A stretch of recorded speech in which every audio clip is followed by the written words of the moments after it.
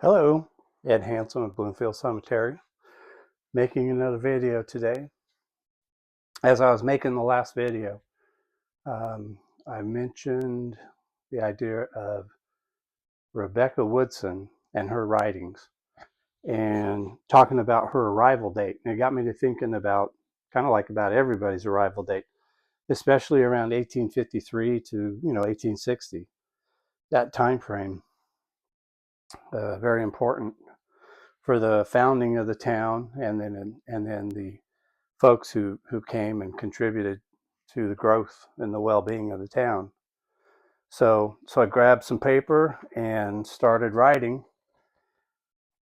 Essentially, I marked at the top 1853, and then halfway down 1854, and I did it up to 1860. So I wanted to get an idea, and then I just started placing names under the known time that they arrived in Bloomfield, or like suggested time.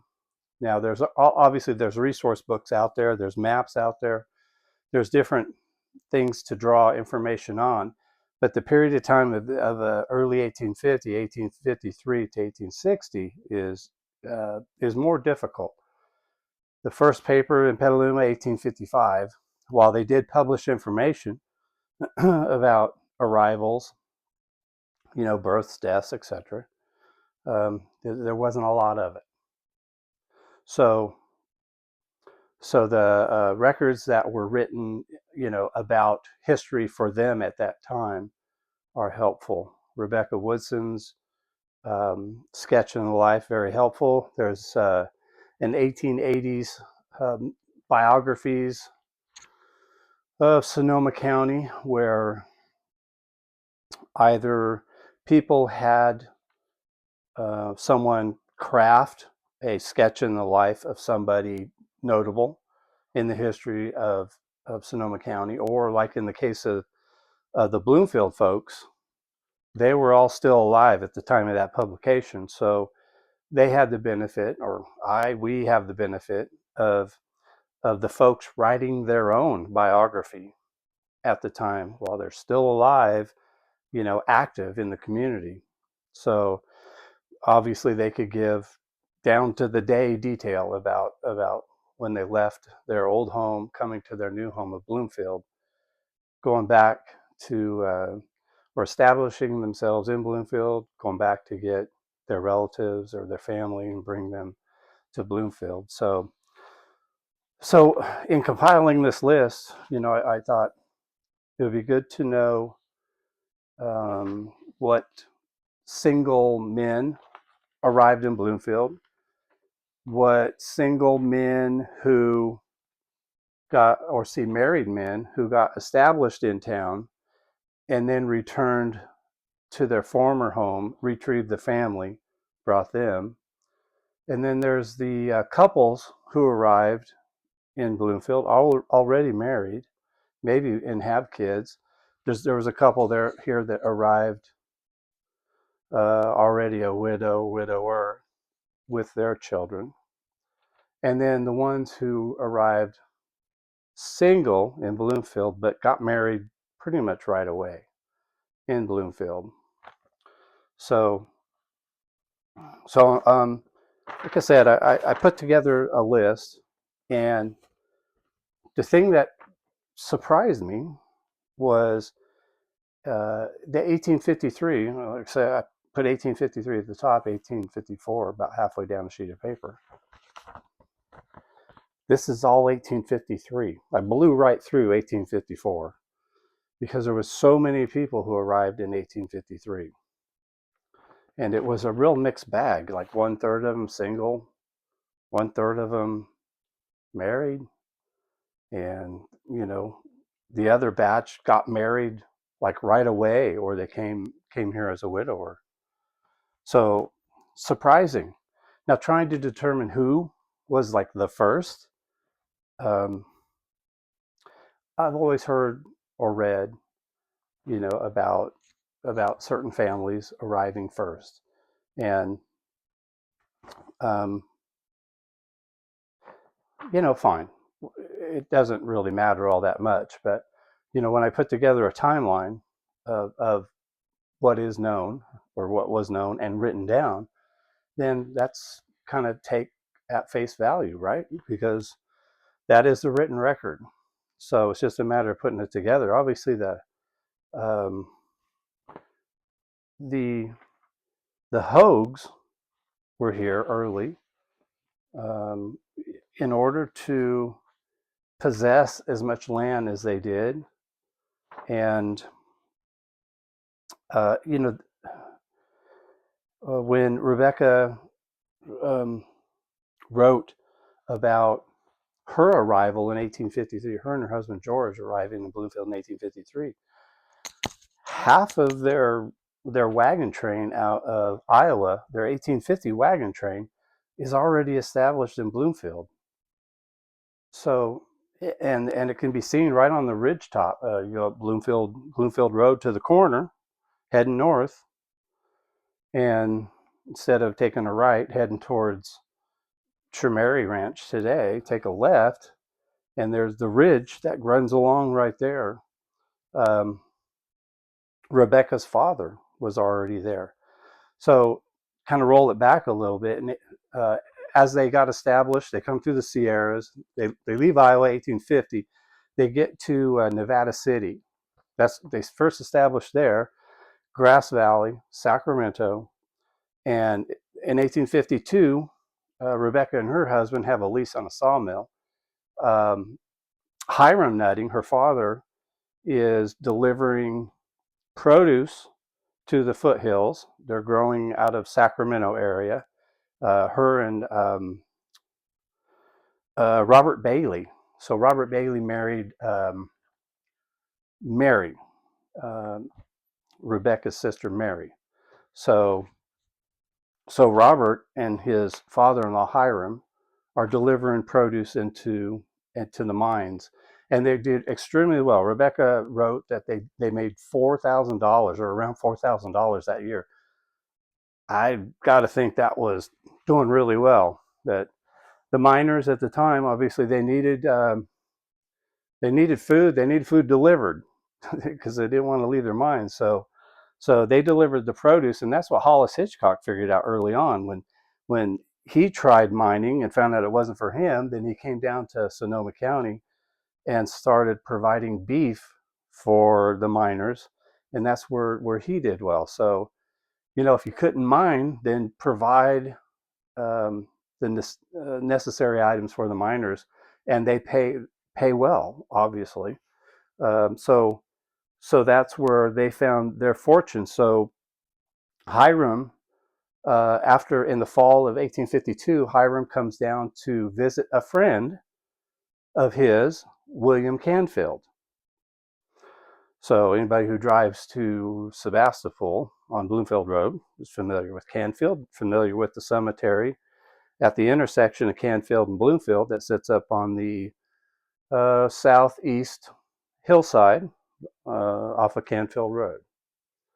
So, um, so he comes to visit William Canfield, and Hiram Nutting likes the terrain, the Blucher Valley area. He ends up purchasing land in Bloomfield, right next to the Hogues. So not only does he, but when Hiram Nutting had one essential wagon train, even though Hiram Nutting and Enoch Hickman were coming from Iowa together, they had their own team or crew. They had their families, but they also had their own set of hired men to help. So a lot of those folks ended up in Bloomfield also.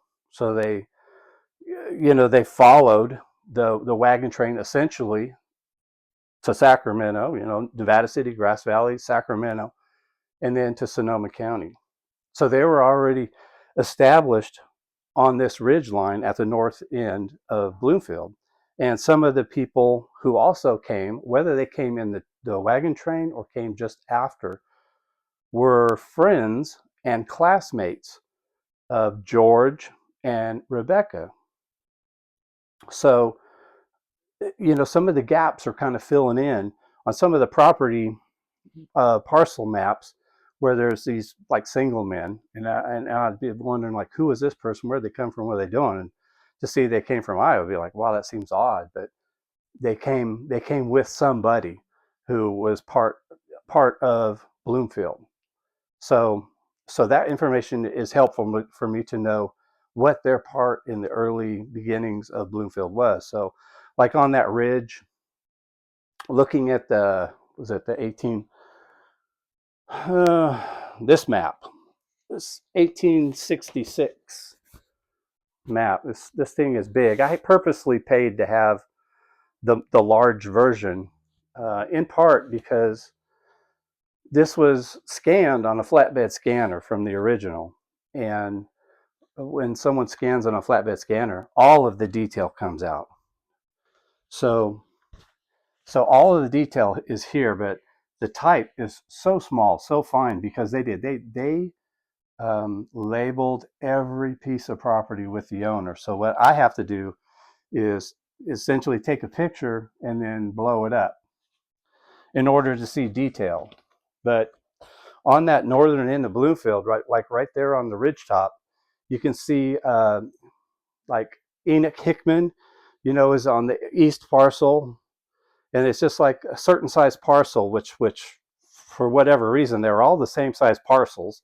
So I don't know if they just bought one big rectangle and divided it up in fifths amongst the folks, but they're all there. Hiram Nutting isn't shown on the 1866 because he passed away prior to that. But when he passed away, his second wife would soon be leaving Bloomfield, and she would leave that property to David Parks and to Horace Nutting, her stepson. So she left both of those people the property. They had property there, and they had property closer to the coast. The son-in-law, Hiram Nutting, he took the coastal property, and David Parks took the Bloomfield property. So, so anyway, the 1866 map shows like Robert Gordon, Enoch Hickman, uh, David Parks, Charles Stewart, and it would be the Charles Stewart's place that Rebecca and her husband built the home that's still there today. Yeah, they built that home and sold it to Charles Stewart in 1857, and he was the one who had the large, as you can see in the panoramic shot, he had the large grove of fruit trees and strawberry fields and such in the photo. And the Parks property, the David Parks property, was the home where Dale's mother was born in January of 1921. So her family moved down from Oregon for a relatively small window of time, and they were living in Bloomfield in that home. I remember that two-story Victorian home. When I would go help on the Lepori Ranch, they were keeping cattle up there. So, so we would go up there. I remember it mostly in the summertime. Go up there to feed the cattle, and there was this nice looking house on the hill. And later, there would be a relative of Dale's, I guess, in-law relative, who was living there, and this in our early teens, she was moving out of the home, so we were up there to help move out. If only I knew history at the time, because I would have took pictures. The home's no longer there. That particular house is no longer there. It would have been grand to have pictures of the house, now that I know what I know about the history of it. So, but anyway, so yeah, on that ridge line, like I said, the names that were there in 1866, these folks were already established when Rebecca and George Woodson came to visit her father, Hiram Nutting. So they ended up taking one parcel that was closest to the corner and building their home right there.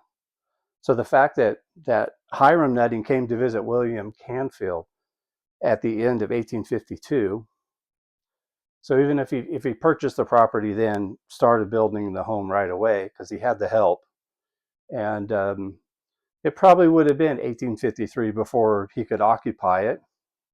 But obviously, right, fall, winter 1852, the beginning of 1853, he's already established. Half of the wagon train that came with him, the folks are already here established. And then Rebecca and George Woodson come to Bloomfield to visit her father, take a trip out to the coast, to Mollis, and decide they want to stay in Bloomfield also. And that is in 1853. So later in the fall, 1853, the Cockrell family shows up. She writes about it in her diary, about how wonderful it was to have the companionship, and particularly of Rebecca Cockrell, who would end up marrying um, Lou Miller, the stagecoach driver. And yeah, he owned the barn that would be across from Lefebvre's, so the livery stable. And um, obviously, it was wonderful the fact that the Cockrells did come to Bloomfield because they had 10 children with them. So, they're populating a section of town just with their own kids, and most of them are daughters. So their daughters all married men who were established in town. So, 1853, 1854, amazing time. I'm going to continue trying to get specific timelines on all these folks. So I don't know. It just seemed like kind of an interesting thing to know, instead of just in general. And for some reason, when I was making a video the other day, I was thinking about, okay, single men, a lot of single men, only two guys were family men. Like, I know that can't be true because a lot of them who were early here or first here had been married for quite a while.